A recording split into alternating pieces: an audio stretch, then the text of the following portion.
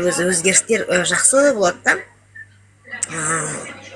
Бір мына тылсым дүниемен тілдесу сондай мүмкіндік болады да сізде. Мен өзім басында бірінші марафонға кірген кезде түс көрдім. Түсімде өзімнің бұрынғы ескі үйіме барып айтады екем, мен де Астанада тұрамын, Астанадан 2 бөлмелі пәтер сатып алдым деп. Сөйтіп өзім ояндым да, думаю, ничего себе. Содан марафон біткеннен кейін мен 2 күннен кейін пәтерімнің төлқұжаттарын бәрін рәсімдеп дайындап алдым. Пәтер алу маған бар жоғы 4 күннің ішінде документтерін жөндеп шықтым ғой. Сондай болды. Ол бірінші марафоннан. Одан кейін енді өзгерістер әртүрлі болып жатыр да. Жұмыс ауыстырдым, өзімнің денсаулығым жақсарды, айналамдағы өмірге деген көзқарас өзгерді. Көп нәрсе мен бұрын бір нәрсе болса пыштыж болған жерде нервничать етіп, шашым жұлқысайтын да. Бәрі өмір түңіліп кеткен сияқты. Қазір мен кез келген нәрсеге сабырлықпен қараймын, білем, әр нәрсенің өзінің шешімі бар. Қазір ондай проблеманы өзіміз шақыра аламыз ғой. Адам жақсы ойлаған сайын, жақсы нәрсе саған жақындай түседі да. Қазақта бар ғой, жақсы сөз жарым ырыс деген. Жақсы айту керек, жақсы ойлау керек. Сол кезде сіздің өміріңіз жақсы жағына өзгере бастайды. Егер де әр нәрседен бір жамандық көріп отырсаңыз, проблеманы шұқып өзіңіз іздеп алып отырсаңыз, ол бәлкім негізі бәрі біздің басымызда. Ой тазармай, бой тазармайды деп. Содан мына марафоннан ой тазарады да, вообще басқаша ойлай бастайсың. Расширение сознания дейді ғой. На самом деле расширение сознания, вы начинаете воспринимать мир вообще по-другому, как вы начинаете глубже понимать какие-то проблемы, вы видите уже не такими страшными, да, что вот эта проблема для чего-то. Например, если эта проблема пришла, решение его тоже есть, но нужно, тебе дадут подсказку, как это решиться. Содан енді мен уже неше марафон өтті, жұмыста отырып, ойлап қойым, бір медитация істеп, өзім миымды тыныштырайыншы деп сөйтіп отыра қалғам.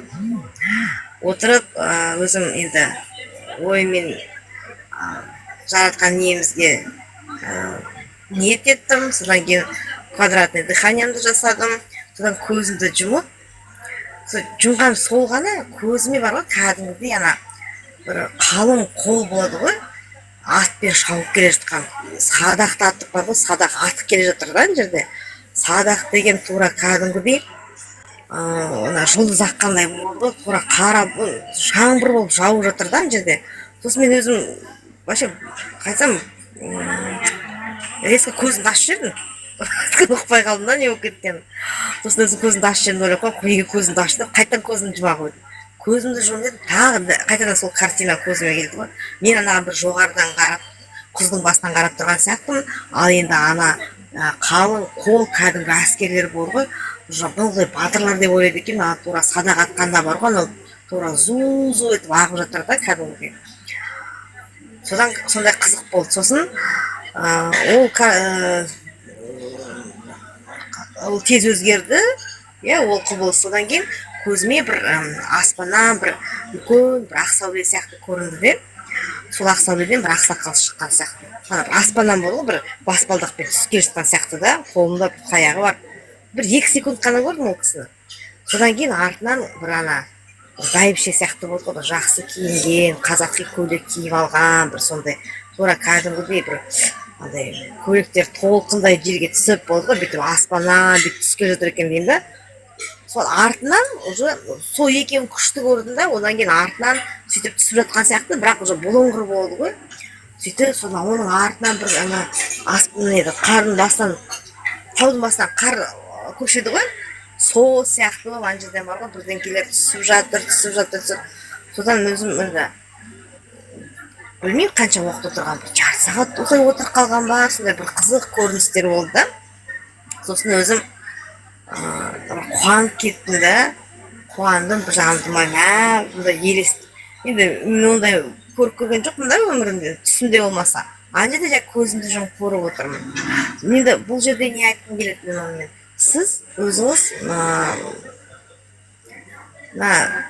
тылсым дүниемен байланысқа шығасыз да, әр адам негізі шыға алады, бірақ біз оны қалай істейтінін білмейміз ғой. Сол марафонға қатысып жүрген кезде бізде кәдімгідей түйсік оянады да адамның.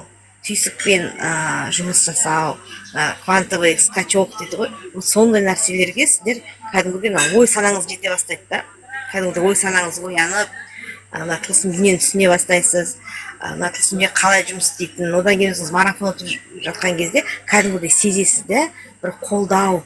Кейде бір келе жатқан кезде бір өзім аяғым жерге тимей бір ұшып келе жатқан сияқты боламын. Сосын ойлаймын, мені қолдап мынау желеп жебейді ғой дейді ғой аруақ. Сондай бүгінгі настроением күшті болатын шығар, бүгінгі күнім жақсы өтетін шығар деп өзім ойлаймын да. Өйткені кәдімгідей сезесің. Вот марафоннан кейін сондай өзінде сезім пайда болады да. Бұл дүниеде біз жалғыз емес екенбіз. Біздің артымызда тұрған ата баба аруағы бар. Олар бізді қолдайды, қорғайды, көмектеседі болды ғой. Өйткені біз енді сол жалғастырамыз ғой. Мысалға бізде бір мысалы келе жатқан бір арнаның жалғасымыз. Сол біздің мысалға бала шағамыз аман болсын, біздің тұқымымыз ары қарай көбейе берсін, жақсы болсын, өсіп өне берсін деген қолдауды барлығы ата бабаларымыз біздің жасайды да. Аруағы, ата баба аруағы қолдайды, қорғайды деп жатады ғой осы. Осы мен әкем ылғи айтатын да осы ата баба аруағына қарап біз айтамыз, ой папа сен Төртінші марафонда по-любому ашылады, потому что Гаухар уже 4 марафон өттіңіз ғой, иә? Неше марафон болды? Иә. Ашылады енді, по-любому ашылады ғой. Уже 4 марафон өттің, вообще толық 4 марафон өттің. Көзің ашылып жатыр деймін, 3 класс уже работает, начинает работать. Мен енді, знаешь, это тек қана бір қорқатын жамандарды көрмесем екен, соларды көргім келмейді деп па? Көрсетпейді. Сосын айтып едің ғой, мен өзі бір қорқақ адам болатынмын да. Қорқақ болған кезде мен былай вообще жалпы былай өмірде анандай ештеңеден қорықпаймын. Бірақ осы бір қараңғы үйде жалғыз отырғаннан қорқам. Қорқатынмын. Қазір қорықпаймын. Барлығы сонан бар ғой, кетіп бара жатыр да, жақсы болды. Бұрын свет сыйықтамайтынмын. Оның барлығы бір қорқыныш болды. Бала кезде бір қорққан, шошынғаның бар шығар. Соның барлығы адамдар жинала берді ғой мида. Соның барлығы тазарады. Мына шошынған адамдар болған. Мен өзім бір бауырым айтып жүрмін да, племянник дейді ғой бауырым өзі. Тоже біраз тұтығады да, шошынған ғой бала кезде. Соны қатыстырсайшы, шығу керек деп айтып жатыр, мен енді білмеймін. Қашан келісетін. Мен өзім бала кезімде кішкентай кезде, бала кезіміз жақсы есімізде сақталады ғой біздің. Жақсы сақталады ғой, өйткені біз енді ғана әлемді танып келе жатқан кезде біз флешкамызға қандай нәрсе жазылады, сол флешка бізде қалып қойды. Сонда да оны кішкентай кезде балалар шошып кетпесін, үйтіп кетпесін, бүйтіп кетпесін, өйткені ол қалып қояды баланың ойында да, жүрегінде де қалып қояды. Мен өзім кішкентай кезінде бұрында біз совет өкіметі кезінде детский железный кроваттар болды ғой, басжақтары темір болушы еді ғой төсектердің. Мен 73-ші жылғымын да. Мен ол кезде 4 жастамын екен, 5 жастамын екен. Сонда мен ұйықтап жатқан кезде төсектің бас жағынан бар ғой, бір сайтан сапалағы шығар, тақырып астындай болды ғой, бір обезьянка сияқты, бірақ тап-тақыр. Сол, короче, маған төсектің астына аты шығып, маған қарап күліп тұр екен да. Мен шоғыш кетіп, төсектің екінші жағына секірем ғой. Ол төсектің астынан жүгіріп ойнап шығып, төсектің екінші басынан мен қашқан жерге шыға келеді да. Содан мен шошынғаным бар да, ол сол әлі есімде, ол мен түсімде емес. Бірақ мен айтқам үйдегілерге, барлығы қой, ол түсіңе кірген шығар, анау деп успокоить етіп қойды ғой. А я-то знаю, что я это видела реально вообще. Содан атып жүгіріп, ол кезде жер үйде тұрамыз, далаға шығып кетпеймін ба. Сол кезде апам нанға сүт келмей кетіп қалған ғой, магазинге әкеше жұмыста. Сонда мен сол шошынғаным бар, соны бар ғой, мен осы күнге шейін әлі көзім алдымда бар ғой, представляешь? Сол кезде мен, может быть, шұқтау керек, мені шұқтамады, ой, түсіне кірген шығар деп қоя салды. А я это прикинь, мен қазір уже 52-ге келем, до сих пор помню. И вот содан кейін өзім бір қорқыныш сезімі пайда болған, мен қорқақ бола бастадым да. Соны қазір батыр болып келе жатырмын, короче. Сондай көп жас кезден келе жатқан, бала кезден келе жатқан сондай нәрселердің бәрі шығып жатыр да. Енді сіздер марафонға келген кезде кейбіреулер сұрап жатыр да, мен неше марафон алуым керек, менде оны қайдан білемін. Сіз өздеріңіз сезесіздер. ол неше марафон аласыз? Бірінші марафон аласыздар ғой, содан уже өзгеріс көресіздер. Мен өзім бірінші марафон алғаннан кейін квартира сатып алдым. Екінші марафон алғаннан кейін мен уже басқаша ойлай бастадым. Ол өзіңіз сезесіз, өзіңіз көресіз. Ол әркімде әр түрлі болады да. Бәрінде біркелкі болмайды ғой, марафон өткеннен кейін сендер бүйтесіңдер, сөйтесіңдер дейтін болмайды. Әркімде әртүрлі болады.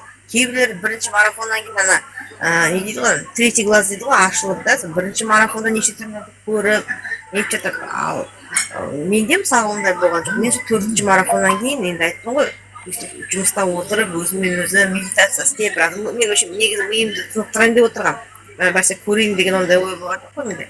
Мен сөйтіп миымды тынықтырып отыра қалайын деп отырғандағы өз аяқ астынан көрген нәрсемді сондай кәдімгі картина, күшті картина болып көрдім да мен. Жеп жатыр. Жындарыңыздың бәрі жеп осында жеп жатыр. Ладно, давай прервемся. Рахмет. Меня прям Давайте. Ага, давайте, пока. Давай. Рахмет, алғыс. Все, пока-пока. Донаты отправляем. Неме душит. Энергообмен. Зачистку. Вы сейчас в стриме сидели, вас я чистила. Обязательно энергообмен жіберіңіздер. Всего доброго.